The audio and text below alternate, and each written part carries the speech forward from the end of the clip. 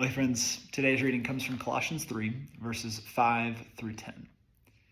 Put to death, therefore, whatever belongs to your earthly nature: sexual immorality, impurity, lust, evil desires, and greed, which is idolatry.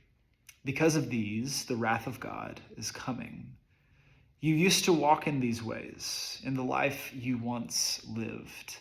But now you must also rid yourselves of all such things as these: anger, rage, malice, slander, and filthy language from your lips. Do not lie to each other, since you have taken off your old self with its practices and have put on the new self, which is being renewed in knowledge in the image of its creator.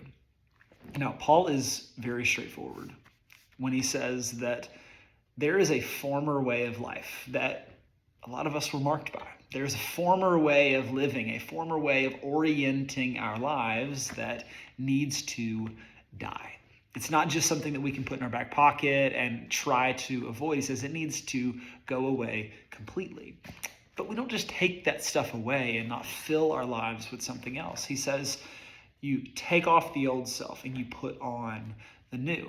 The new self is the one that is being renewed. It's being filled in a different kind of way, to go back to what we read yesterday, to focus our attention, to set our hearts on things from above and not things here on earth.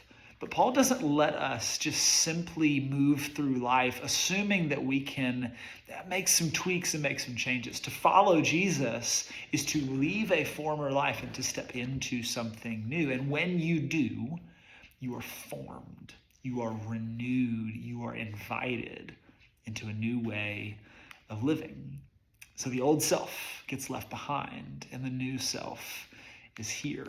The new self, it's formed to look more like Jesus. So the question becomes, what are the things in your life that you're still holding on to from your old life before Jesus? What do you need to lay down so that you can put on the new self and be redeemed and renewed and restored to walk in a new kind of way? So I pray this passage blesses you today, and I'll see you tomorrow. Grace and peace, my friends.